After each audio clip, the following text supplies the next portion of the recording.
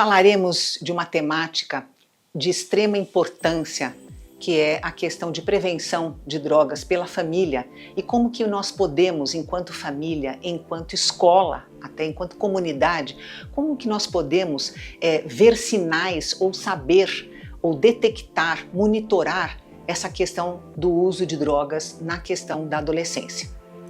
Quando a gente fala de adolescência, a gente tem que lembrar da Arminda Berastur e Maurício Nobel, que eles criaram o termo Síndrome da Adolescência Normal, que são características da própria fase do desenvolvimento psicológico emocional.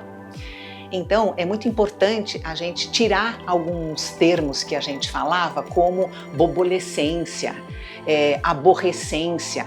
Por quê? Porque isso faz com que nós tenhamos um pré-conceito e mais, a gente não saiba detectar que é uma fase normal. Ela é regida por quê? Por algumas questões. Por exemplo, a busca de si mesmo.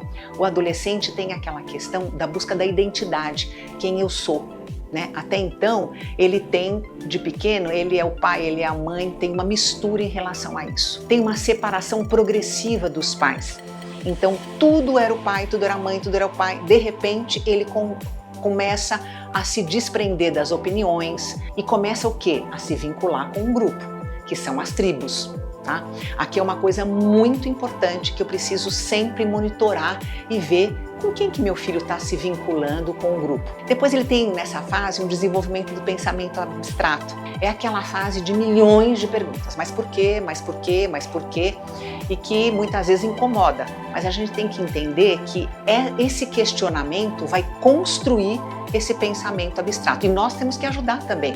Nós temos que ajudar não só respondendo, mas também devolvendo as perguntas para ele. O que você acha disso? Depois nós temos a evolução da sexualidade, que é uma questão muito complexa para o adolescente. Porque a menina com uma mudança hormonal, bem como o menino, mas uma questão corpórea importante. Ou é a mama que cresceu demais ou cresceu de menos, ou é o quadril. Um menino, a fase do estirão, que toda a parte secundária da sexualidade vai se desenvolver, ele fica, inclusive até ele fica mais arcado, se vocês verificarem, né? Ele usa, 90% fica usando aqueles moletons que a mãe fala, mas que você vai de moletom, tá um calor desse jeito, né? A gente precisa entender que tem ali um contexto, né? As crises religiosas também são comuns. Muitos dizem que não acreditam mais em nada. Muitos viram ateus. Por quê? Porque eles começam a querer coisas e explicações complexas a respeito de indiferente de qual religião. Uma outra característica, vivência temporal singular. O que significa isso? Eu tenho que ir à festa. Mãe, você não sabe que essa festa é a única. É como se fosse que não fosse existir outra. Este momento, esta festa, este local é único, não tem outro. Depois a gente tem a atitude social reivindicatória. Se vocês olharem no decorrer da história, o que nós vemos? As grandes mudanças sociais são feitas pelos jovens. São eles que vão à rua, são eles que reivindicam. E temos as constantes flutuações de humor que a família precisa estar atenta a como lidar com isso. Tem hora que quer falar, tem hora que não quer falar, tem hora que ri, que você nem entende porque está rindo, né? Mas essas são questões, são tópicos muito importantes que nós precisamos entender como uma síndrome da adolescência normal.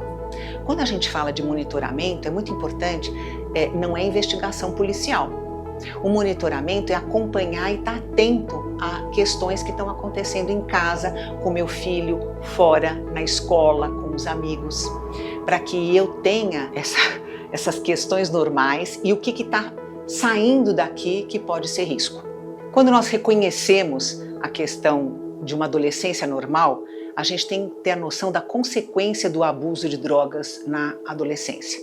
Eu sei o que funciona, eu sei como ela é. A gente não está falando de dependência química, de transtorno por uso de substância. Isso é importante os pais saberem, porque eu preciso estar focando nessa questão primeiro do abuso de drogas na adolescência. Então, alteração comportamental. Puxa, mas ele também está oscilando de humor, nossa, mas eu preciso saber que essa alteração comportamental, ela é diferente da síndrome natural.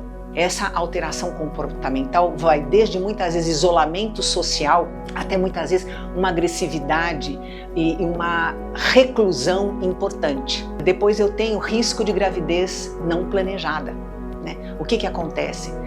Num abuso, numa embriaguez, no uso da maconha, esta moça pode realmente estar engravidando e sem planejamento e muitas vezes, dependendo de como nem saber que está grávida.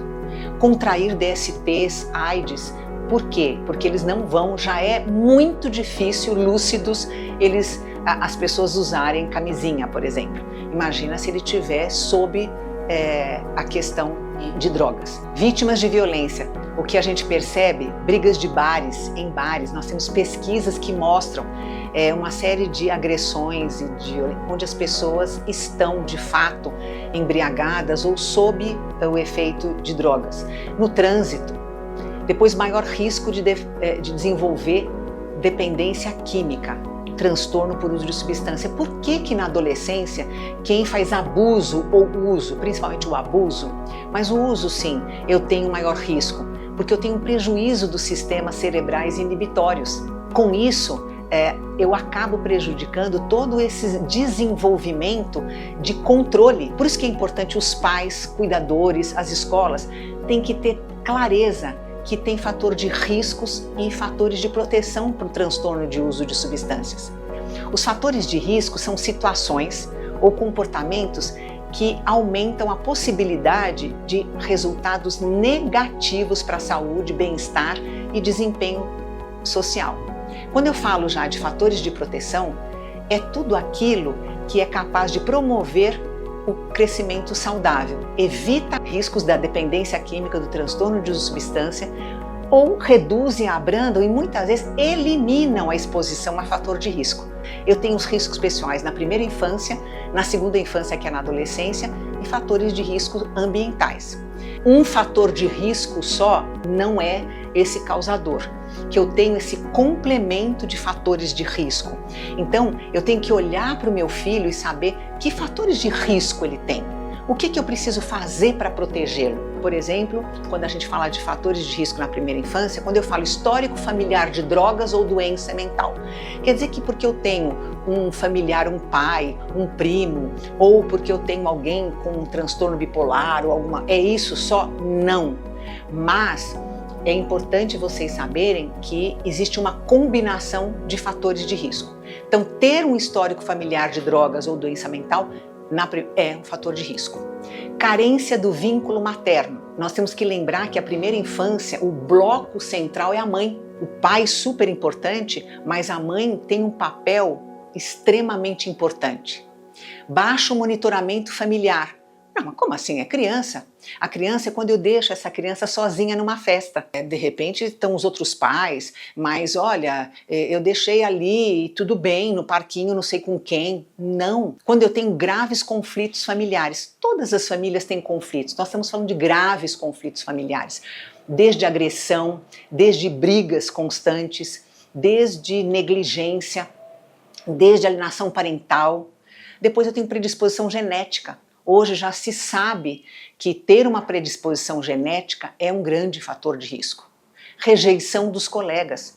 O que está acontecendo, essas questões de bullying, eu tenho que estar atento a isso e eu tenho que tomar providências. O Winnicott dizia que existe a mãe, né, os pais suficientemente bons, nem para cima nem para baixo, mas eu preciso ter esses cuidados. Depois eu tenho riscos pessoais na segunda infância, adolescência, que é o comportamento agressivo e antissocial. Ai, doutora, mas você não acabou de falar que tem essa coisa de oscilação de humor, que tem umas coisas comportamentais? O que eu estou falando é quando eu tenho essa exacerbação e é onde aparece essa agressividade e essa coisa antissocial sem envolvimento, baixo rendimento acadêmico. Ai, mas já viu adolescente ir super bem na escola? Não. O que eles fazem normalmente, não estudam, chega na véspera, estuda e vai bem. O que acontece? Muda de escola, vai para uma mais fraca, e vai para outra, depois vai para pagou, passou. Baixo vínculo escolar. Nada ele participa da escola. Atitudes positivas em relação à droga. Ah, uma maconha, todo mundo fuma. O que tem beber? Beber, não tem nada a ver, é só uma cerveja, é um esquenta, né? Essas atitudes, elas são extremamente negativas para essa questão de fator de risco. Alienação ou rebeldia, ele fica absolutamente isolado no jogo ou ali com alguns conceitos e algumas questões. Rebeldia, vai, joga, vai para casa do outro, não fala onde está, some. Pares usuários. Nós fizemos uma pesquisa muito interessante em relação ao impacto da dependência química nas famílias e teve uma coisa que foi muito forte. As famílias dizerem assim, ele começou a usar, sabe, os amigos, né, as más companhias. Cuidado.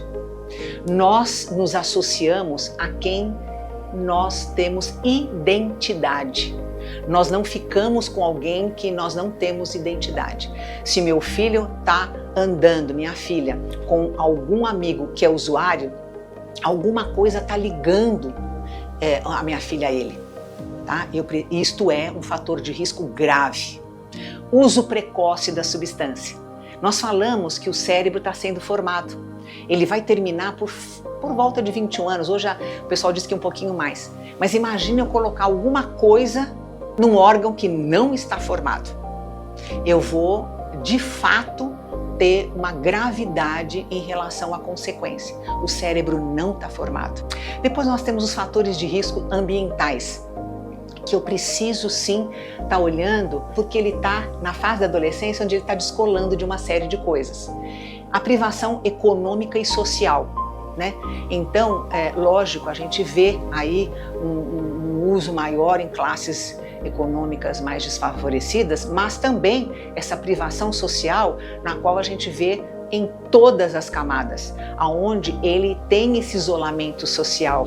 Depois, disponibilidade de drogas. Infelizmente, né, nós estamos num país onde, por exemplo, o controle em relação à bebida nos bares ou em alguma coisa, não tem. Tá lá, proibido para menores. Aí ele vai lá, apresenta uma carteirinha muitas vezes falsificada, baixa o vínculo com a vizinhança e a comunidade estruturada. Olha, em tal igreja, estou falando igreja, mas pode ser outra coisa, tem lá o grupo de jovens. Olha, tem ali um trabalho de voluntariado. Quando nós falamos de difíceis transições, da primeira infância para a segunda, tem crianças que têm maior dificuldade, né? Essas transições tem pessoas que elaboram melhor, tem outras que têm dificuldade. Depois nós temos as normas comunitárias ao favor do consumo. Eu estou dizendo que ok ficar na escola a menos de 100 metros um bar vendendo bebida. Quando tem ali uma escola que tudo bem, maconha de vez em quando, a gente também não, né? O pai também prefiro que faça o esquenta em casa do que lá fora. Esses são absurdos, né? De aprovação das normas favoráveis ao consumo. O pai está dizendo, podemos sim romper as regras. Mas temos assim os fatores também de proteção pessoais na primeira infância.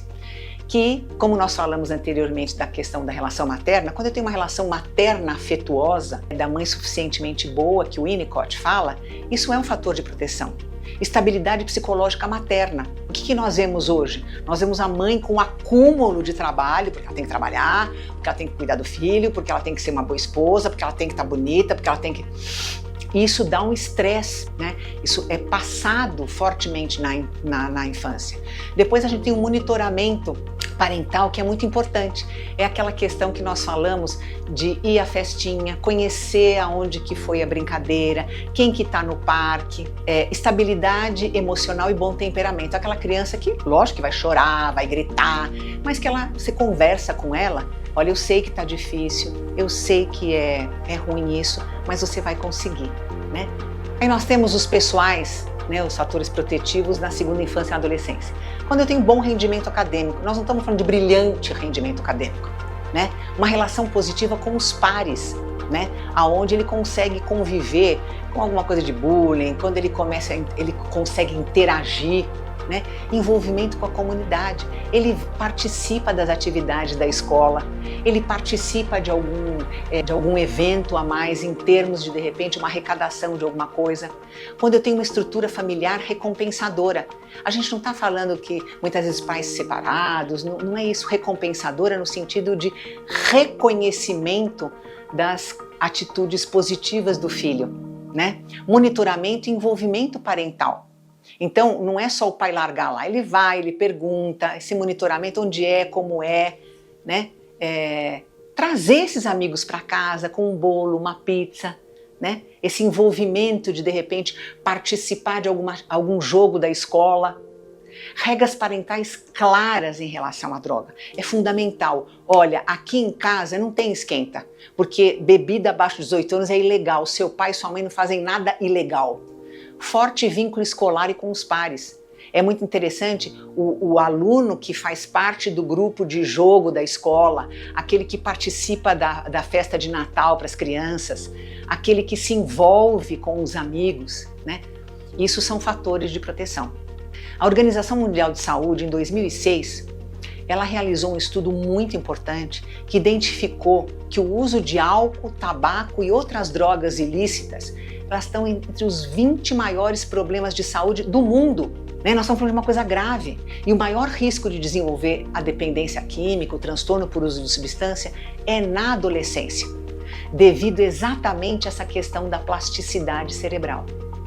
E é importante ressaltar que na adolescência os sistemas corticais frontais, ligados a quê? A motivação, a impulsividade, eles não se desenvolveram o suficiente. E aí que pode explicar essa tendência de assumir risco. O adolescente faz primeiro, depois ele pensa, porque não está desenvolvida essa parte da impulsividade, do controle inibitório.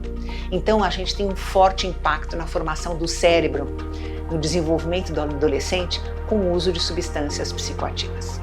A importância de nós reforçarmos os fatores positivos. Hoje se sabe que eu posso ter muitos fatores de risco, né, que podem, mas que se eu elevar os fatores de proteção, certamente eu vou ter uma prevenção do uso de substâncias na adolescência.